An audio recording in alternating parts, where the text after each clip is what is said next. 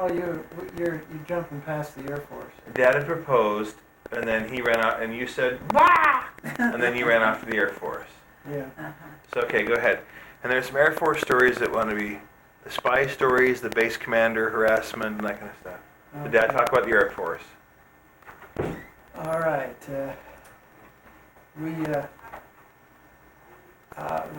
first place I went after my training school was to Austin, Texas, to what was then Bergstrom Air Force Base.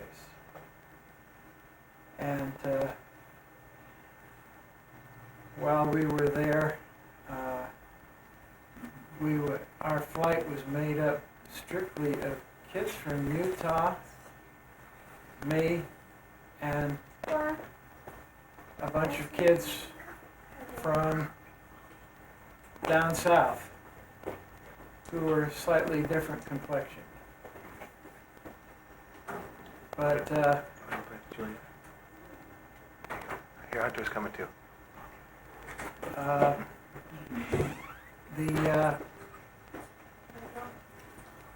Mainly with the youngsters from Utah, we had a fantastic organization of athletes. And we started off, we won the touch football championship on the base, and then we won the basketball championship, and we were going to be playing Air Base Group,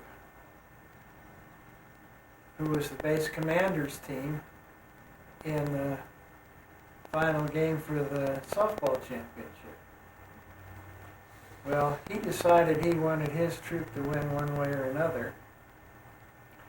So he called up our commanding officer and informed him that we would supply 15 men for the KP, Kitchen Police. And seeing as our commander was a captain and he was the general, he couldn't exactly tell him no. So he said, "Yes, sir." And he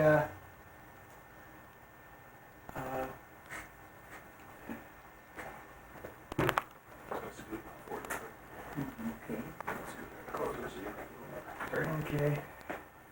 My best. Best picture of your side. Right. Anyway, he told the commander it would be a few minutes before he could get everybody assembled because he had to call people in from town. Keep talking. Well, he not only called people in from town, but he called up base operations and noted the airfield closed for lack of WACS personnel. Mm-hmm. Now there's an Air Force rule that said you cannot use WACS personnel for KP. And so when the commanding general of SAC called our commander and said, "What's going on?" he told him, "We've been ordered to supply men for Kitchen Police. If we do that, we have to strip our entire group. We won't have anybody to replace the people on duty when they come off of duty." And he said, "Oh." And he had told us to start marching half step, which is real slow, over to the chow hall. He told us he guaranteed us that we would never get there. And sure enough, General LeMay countermanded the other general's order and said, "You will not be supplying anyone for KB." And so he then called the general and told him to get his act in order, that if his team wasn't good enough to beat us without taking all of our places away, then he'd have to suffer the ignominy of the defeat. Mm-hmm. Well, the final score was something like 15-0 in our favor. What's the spy story that has to do with someone's shoes? Well, I'm going to get back to that general again because it's a different story on him. But we were, as I said, on a SAC base, and they had changed commanders. And the new commander was given 30 days to get everything in shape and then face a SAC investigation, which included infiltrators trying to infiltrate. Well, I was put out at the foot of the tower as the, kind of like a guard. I had my carbine and everything. And this guy comes strolling out of the base operations, and he has a Class A Marine uniform on. Except that he has blue Air Force shoes and not the Oxford red Marine shoes. And so I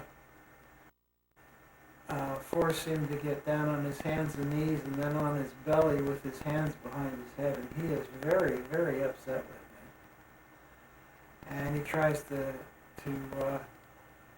pull weight as well as his rank on me. Doesn't do him any good. In fact, I inform him he will stay quiet or I will use the butt of my carbine at the back of his head.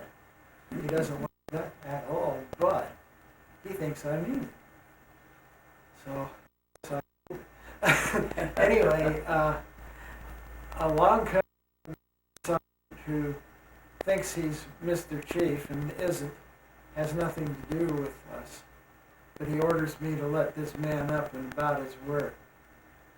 And I inform him that he is now under arrest and I will use the carbine on him if he doesn't get down and join him on the floor, on the ground. And so, next thing you know, here comes our commanding officer out to see what's going on. Here's this master sergeant and this guy wearing a major uniform, U.S. Marines, except for his shoes, laying on the ground with their hands behind their head. And so he comes over to me and says, "What's up?" And I said, "Check the Marine shoes." He says, "Oh, good catch." And so a little later, the inspector, who was a full bird colonel for the SAC, comes in, and he comes over and he looks at these two guys and says, "Oh, they caught you, huh?" And true enough, they were both infiltrators. Mm. And so the only two guys that made it on the flight line I caught as soon as they got on the flight line, which made me hero number one with the new commanding general. Mm-hmm. And fortunately, Bergstrom passed the inspection. Now to go back to the general, the original general, who didn't like us. He informed our commanding officer that captains don't cause generals problems, and he's going to get that. Was the captain LDS? No, the captain is just my commanding officer. The LDS can't come into it later, as I would tell you.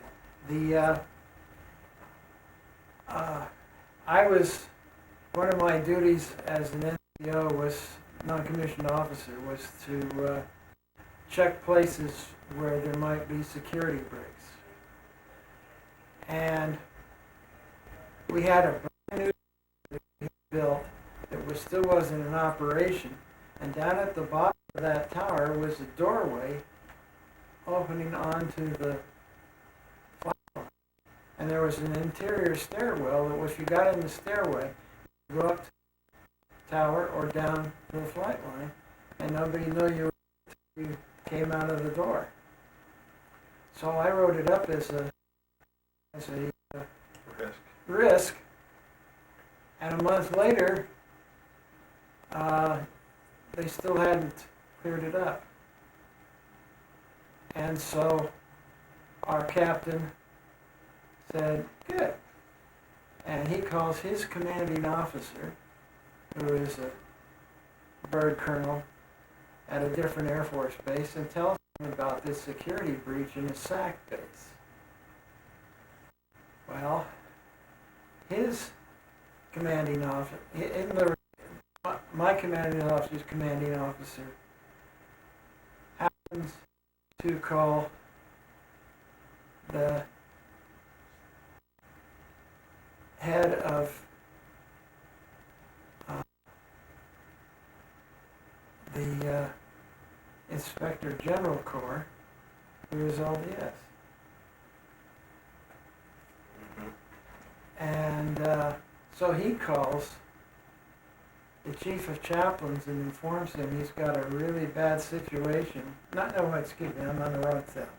He calls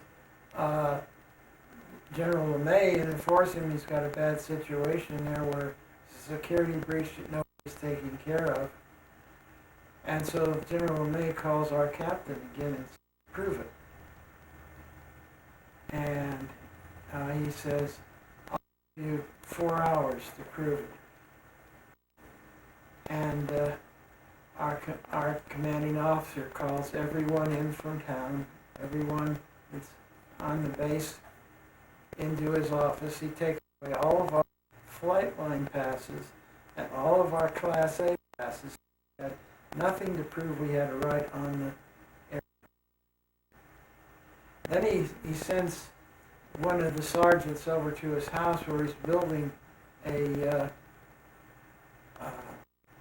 fireplace to do his steaks on outdoors. He's got a bunch of bricks stacked up there that he hasn't put into the fireplace yet. He has them bring all the bricks back in the truck and they load them upstairs to the captain's office, and we wrap paper on them, and on those papers it says this is a bomb set to go off at the time the General LeMay gave us. In other words, 4 hours. That 4-hour period, it was all set to go on. Then a bunch of us walked out of the office, across the hall, into the tower stairway, went down, walked out, got into a flight line taxi that was set outside. And we had one master sergeant driving, another master sergeant riding the running board. And they had a bunch of airmen right out of training guarding the airplanes.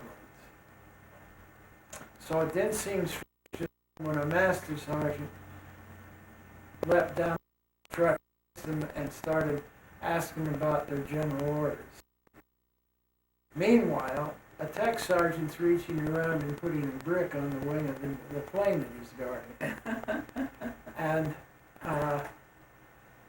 to make a long story short, when the 4-hour period is over, the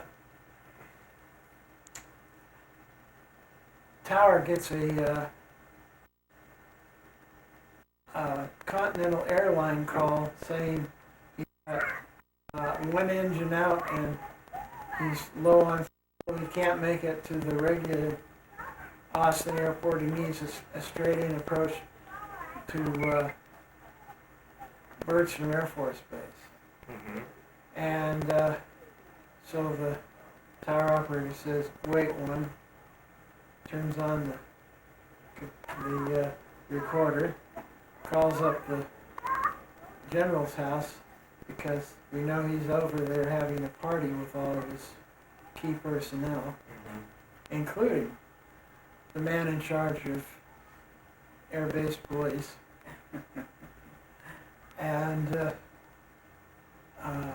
so our guy tells the commanding general that there's a plane claiming to be a Continental airliner on final approach, claiming to have an engine out and running out of fuel. And so the general says, don't bother me, just land him and take care of him, get the air police people out at the end of the runway. So he does that. Well, the plane lands about halfway down the runway, the other engine kicks in and he makes a right turn and rolls right over to base operations, after which about 15 guys in forest green uniforms jump out and run in and capture base operations. And here's this little second lieutenant who doesn't know beans about anything. He's the base operations officer. And so first thing he does is he has our captain come down and said, all right, what did you do when you got the call? He says, we reported it to the commanding general. He told us not to bother him or the provost marshal, that they were busy over at his house and to take care of it. And he gave orders that we were supposed to have the air police waiting at the end of the runway, not at the, all the way down the runway. And so, and where is the, oh, he's at his house. There's a couple of air policemen that are standing there looking very upset with life in general, and informs them, you two go over and arrest the general and the colonel. Have them return over here, would you please? So they did. And so here the base commander told my captain that he was going to get him. Comes walking in, and here's General LeMay sitting there staring him in the face. And he said, how come you told the tower to handle it when they called you? Oh, I know when you call. Uh-oh. And our captain says, would you like? You can see his face just fall. And so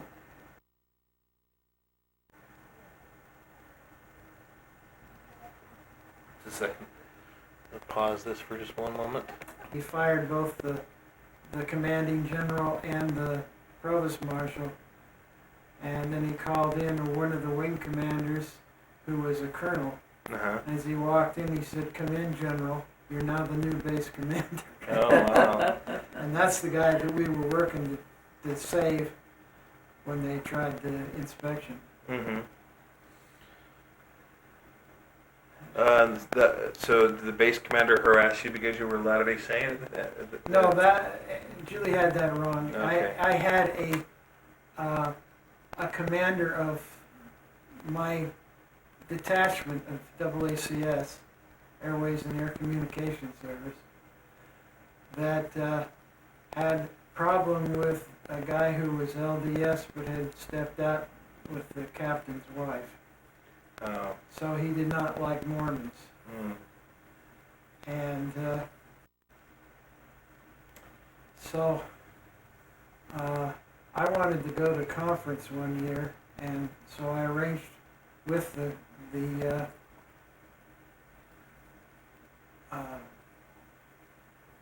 no, wait a minute, I'm getting this wrong. Excuse me, I'm sorry. First off, when I first came to Clovis, New Mexico, I was assigned as the LDS group leader because there was no LDS chaplain going to be on base. And I was taken in and introduced to the colonel who was the Catholic chaplain on base, and he informed my departing LDS chaplain that they would take care of me and they would let me know whenever any LDS people came in. Well, time went on and they kept telling us no new LDS people would come in. And one day, a young man named Hal Funk came in whose mother was on the general board of the MIA. And she had already found out that there was a branch and there was a group leader on base and what his name was and so on. And when he came in, checked into the base, they told him, no, there's no LDS group in town, there's no LDS group on base. You'll have to go to, if you want to go to services, to be either Catholic or Protestant service. So, Sunday morning he shows up at church because he knew where to go. And tells me what they did. So the next day, I go into the chaplain's office and I ask if any new LDS men have come in. No, no new LDS men. And I said, how come you told Airman Funk that there was no LDS group on base or in town? And the bird colonel comes flying out of his office and braces me, calls me to attention, informs me that they don't have time to waste on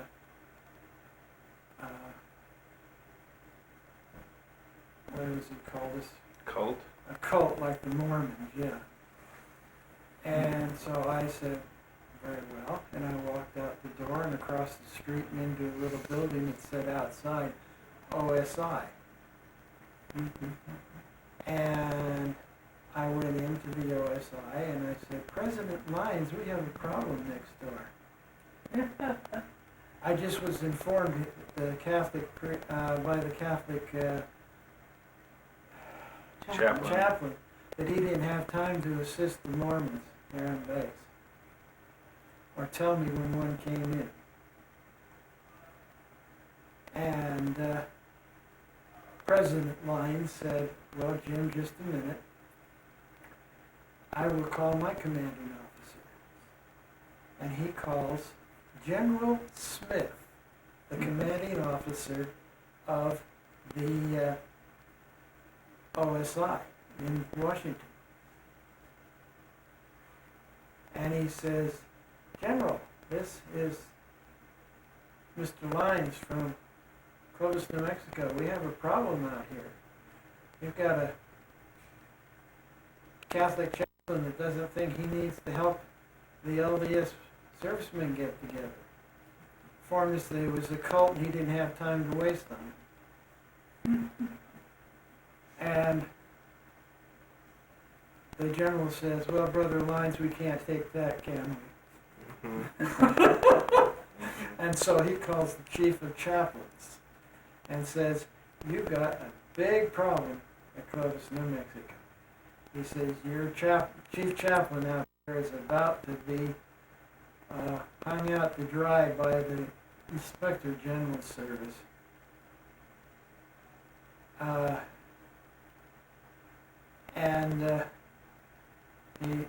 The commanding general says, let me take care of it.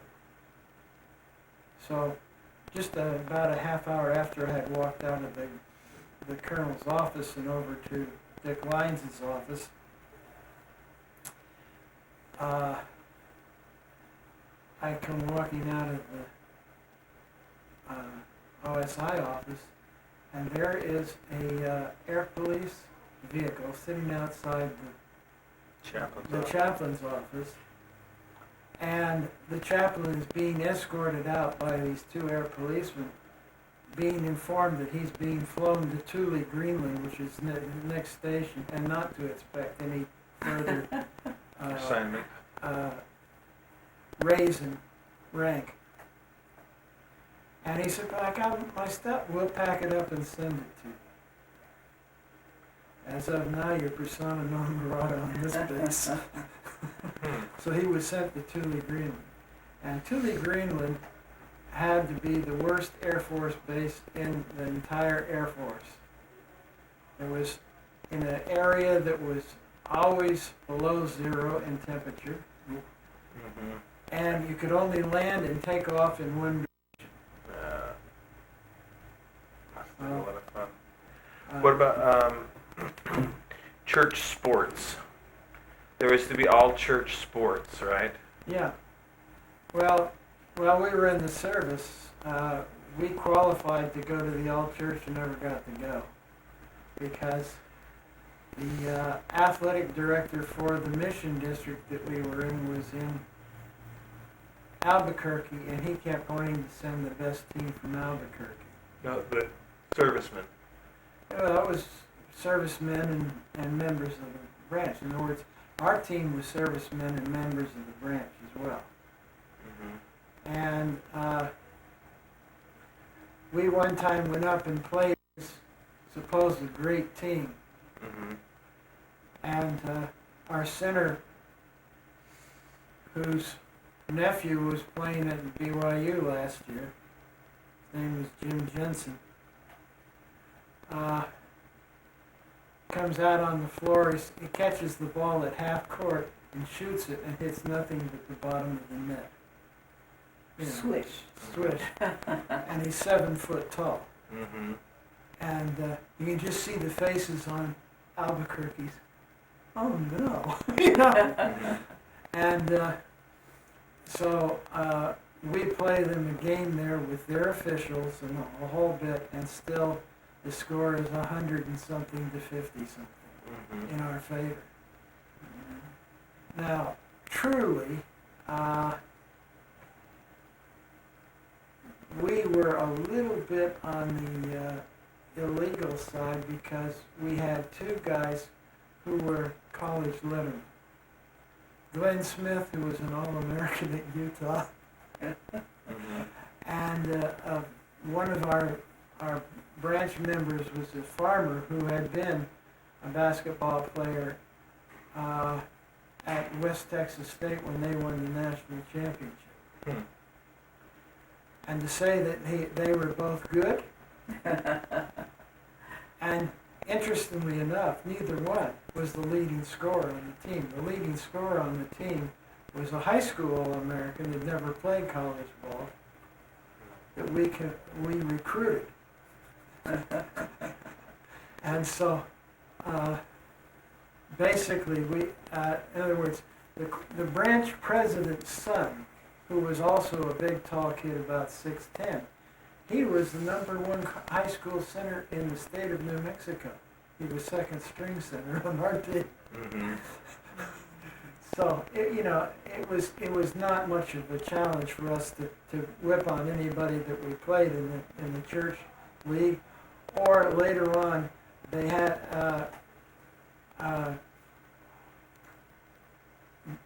there was a AAU team locally, and they challenged us to a game, and after we beat the socks off of them, they had been invited to the Eastern New Mexico Invitational and said, you ought to get that Mormon team from the air base because they are good, you know. Mm-hmm. And so we entered the Eastern New Mexico Invitational, which included the base team from our air base, and of course this AAU team and so on. And they put all the tough teams in our side of the league, so that they hoped that they would be in the final game. And they put all the easy teams for them to play. Well, it got to the final game, and it was us against Eastern New Mexico University. Incidentally, one of the players on Eastern New Mexico University was R.C. Owens, later an All-Pro with the 49ers again. Mm-hmm. But the game was no contest. We whipped on them pretty bad too, and so we won the Invitational. And after we won the Invitational, the new commanding general, who was our buddy, Mm-hmm. called us into his office and says, "How come you aren't playing for the base team?" And Glenn said, "Well, we offered to come out and play as a team with the base team. And they told us the only one they would take was me because I was an ex-All-American. And so I determined that I would prefer to play with people from my church. He says, well, you're now playing with the base team, and so is everybody else on your team. It's a member of the Air Force. So we didn't have the other Members of the ward, the branch. The ward, in other words, the branch president's son didn't play for us, and the guy from Texas Western, which is now UTEP. Didn't play for us on the base team, but the base team went out and just kicked butt all over the place. And we had an American there on the base who was a center from the University of Texas. And he had trouble keeping Jim Jensen off the floor, too. Why don't you move ahead a little bit to when you got back, and there was a young lady with you, or it was actually BYU when you got back out of Yeah, when I got back, I dated her best friend for a while she was back in Utah. And then... Is that right? What was your best friend's name? Chris Ricks. Mm. Florence Christy Ricks. Just a second, pause here. Oh, is it dinner time already? Okay. Dinner's here. Can you hold off on that a bit? We'll be through in just a few minutes. Yeah. He would like you to speak more about your mom and dad. There's almost Uh-huh. Okay. We'll tell them the story about how you and I got together, and then I'll talk about my mom and dad. Chicken nuggets and tater tots. Yeah.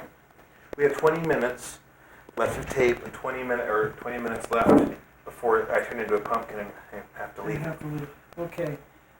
Very briefly, Okay, let me just turn it. we came back, when I came back home, she wasn't there. She was back at BYU. And I started running around with your Uncle Danny Mm-hmm. and another friend of ours, Matt Houghton. And we decided to go back to conference because we heard she was looking for a ride home. And we went back to conference, and Matt had to look up his ex-wife who had divorced him and see his kid. And then we went down to Provo twice trying to find her, and she was always out with somebody, saying goodbye to all of her boyfriends. And so conference ended, and Danny was ready to head back home. And Matt and I prevailed on him to go down and try once more to see if we could get his sister, because that would save feelings in the family, you know. So we went down, and he sent me to the door, and that was the day of the famous powder blue sweater. I opened the door and there he was, and filled out his powder blue sweater so nice. My immediate thought was, I wonder if he still likes me. And so by the time we hit the Utah border, she knew better. She knew as well. Anyway, What were you doing in the back seat of the car on the way back to California? we weren't in the backseat. I was driving and she was keeping me awake, and Danny and Matt were sleeping in the backseat. And so I drove all the way to California, and she talked all the way back with her, and she started out all the way across the car from me and ended up just like this. And we had a date.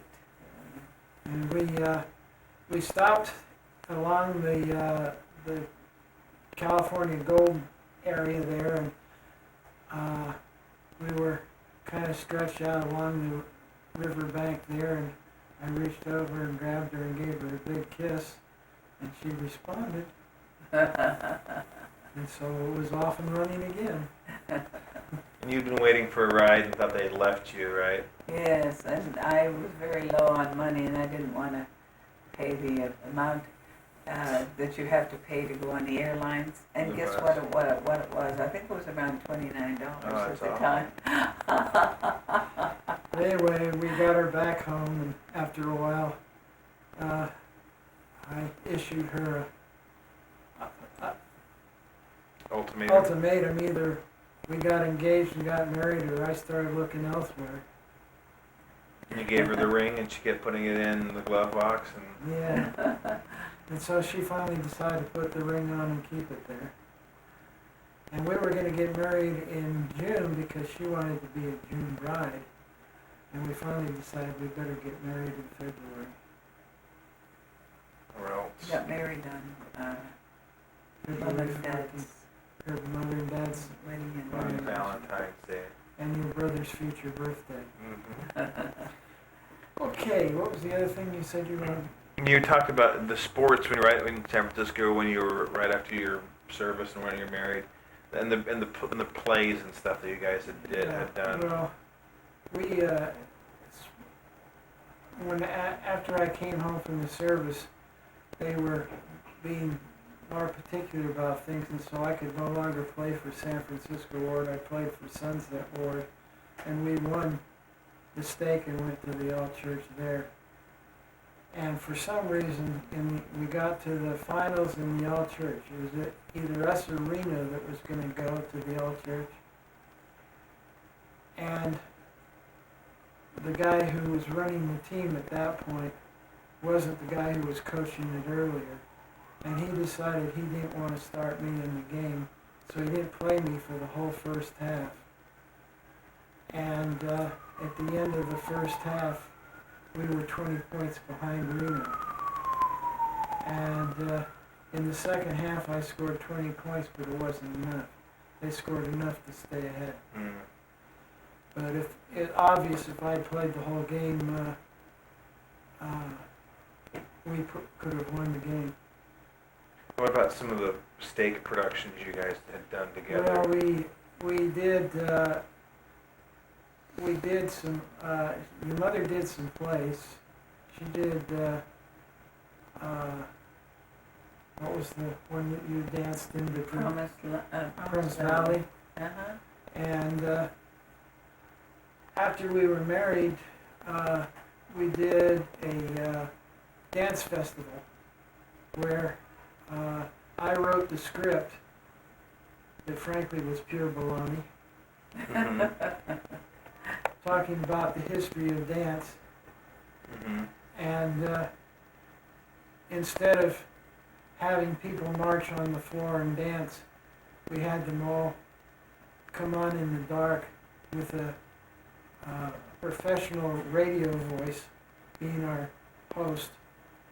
And he read the script while they were in place, and then the lights would come on and they would dance, and the lights would go off, and then when the lights came on again, a different group would be on there. Mm-hmm. And we kind of showed the growth of dance from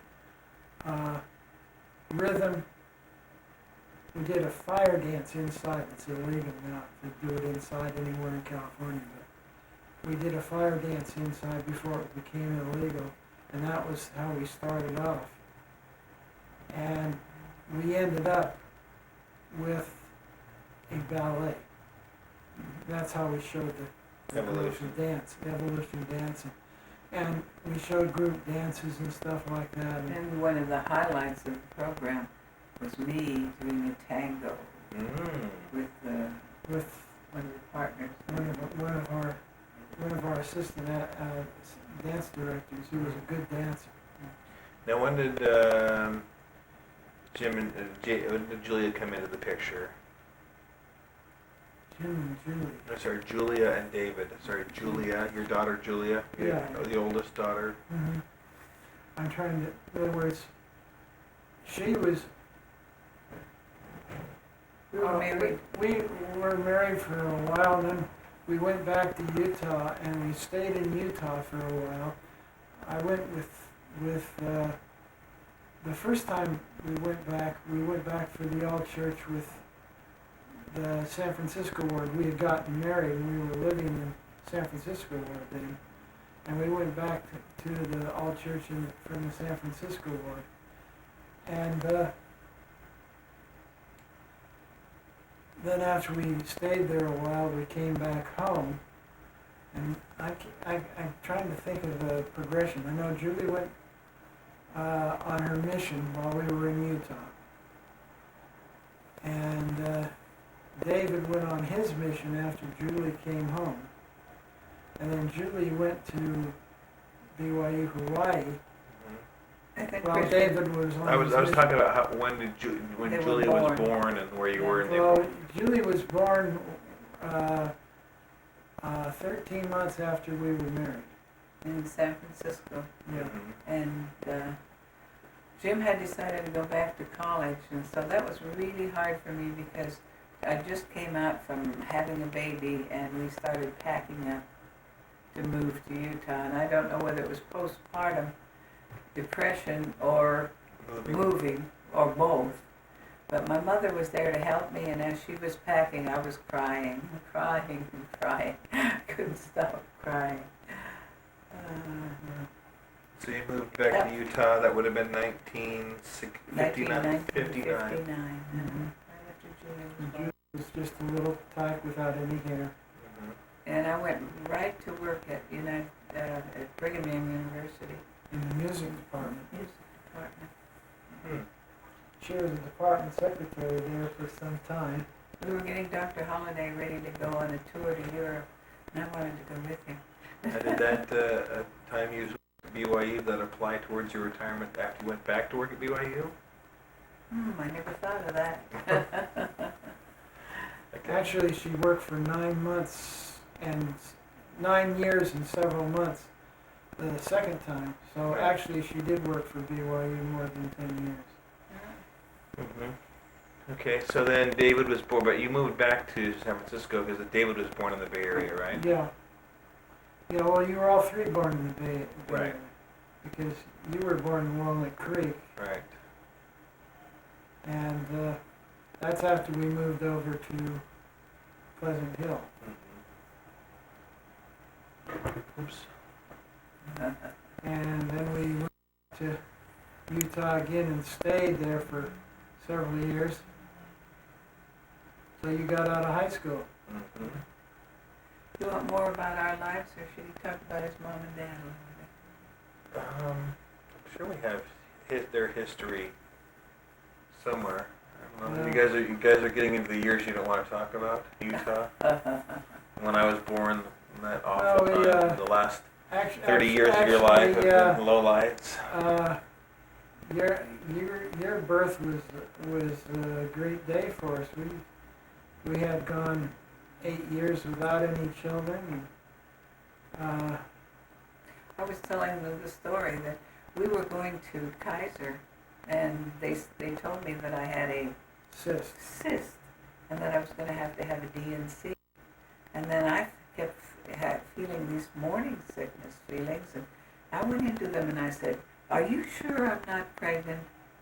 And she said, "Well, let's do some more tests." And she checked and came in and told them, "Yes, you're definitely pregnant." You couldn't just run down to Safeway and get an error-proof test at that time, huh? No. And so then when the nurse had left the room after telling me you were coming, then I cried tears of joy because I was so glad that you were going to come. And I was so glad when Julia was born too. Right after when Julia was born, I looked up at the clock, and she didn't cry, and I could watch. I was watching the seconds go around. It was about a half a minute. I said, "Is she all right?" They said, "Oh yeah, she's fine. We're just cleaning her up. She'll be all right." And I was expecting to hear this loud baby sound, Mhm. And then pretty soon, after a while, Julia said, just a little, very ladylike, and then I cried that time. She too. made up for it later in life. Cried for joy. Maybe what we ought to do is go ahead and let you talk about your mom and dad for a minute, and then at a later time we'll let you talk about how great your kids are and your memories of raising your kids too. Mom and Dad were both tremendous people. Dad, as I've told you a number of times, was a technical general authority during the war. He was a counselor to President Brown in the Church Servicemen's Committee, and he was in charge of 11 western states and traveled to some base to create, and half the time travel. And you were in the when you're in the service too? No, or World War One or World War Two? Or two, I was just a little snocker, and he liked to take me because I would stay awake and keep him awake while he was on the long drives, you know. And we really got awfully close on that. And I was very close to my dad for the rest of his life. Loved him dearly. Mom was, she wasn't as demonstrative as Dad was. Dad was very demonstrative. You know, what I was doing, laughing, smiling, or crying. And usually the crying was tears of pleasure. As he saw me performing or doing something that he really liked to see me do. And so he was happy that I did that. I never crossed. Of course, I had a good reason because my brother did once and he never did again. But the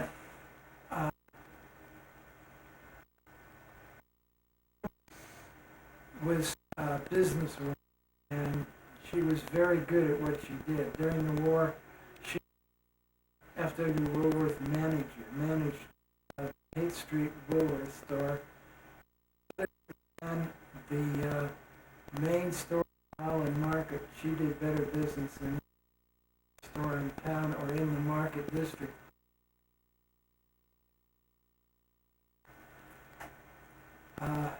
So when all the guys came back after the war,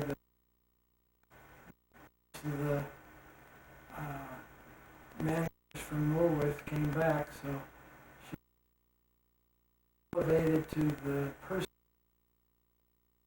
district.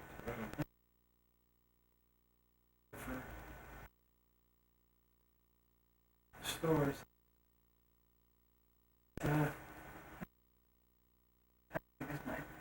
Left hand. Where did they meet? Both born in Salt Lake. They're both born. My parents, until they got to California.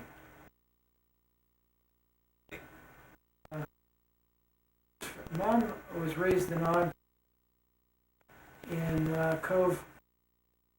You remember Cove? Yes. Right. Fred and Biddy. They lived in that house In Oregon. and How did she get to the Bay Area? Fred came down in the Bay Area. Mom funny and so on, and Mom decided she wanted to come to her baby boy. And so they came then Berkeley, and the president of the Oakland School at Berkeley at that time, my dad over and introduced her. He was anyway, off right away and became, you know,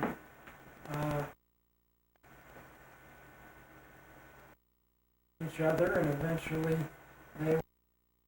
they wanted to get married. Well, the stake president them before they left to get married in the temple. They did it that way. And then you get married in the temple, and so they did it that way. Francisco. My dad at the time was working in Richmond, and then he the city of San Francisco. in the corporation yard in Indiana, where he worked till he retired. Left. Oh, This tape, and we have a whole other tape. And Mom, of course, she, had my brother, and 4 days later had me, and then mother came to live with us, so Mom worked too, because they needed the salary. Now tell the camera what your favorite son, your favorite child. I'm sorry, I don't lie for posterity. Okay, I think we're just about here. all of our children have been a great joy to us. And a delight, probably the main highlight of our was You were, at least, were one that planned for. Mother did not wanted a child, Julie. But once Julie came, she was delighted in love. and Yes. and he was, because of his earring. Hear that? Until he had a, and then he was the sweetest. Until I came along, and then he was no, and then he became the neglected middle child. Right. And I Oh, you ruined his just- life. You just put your finger on things.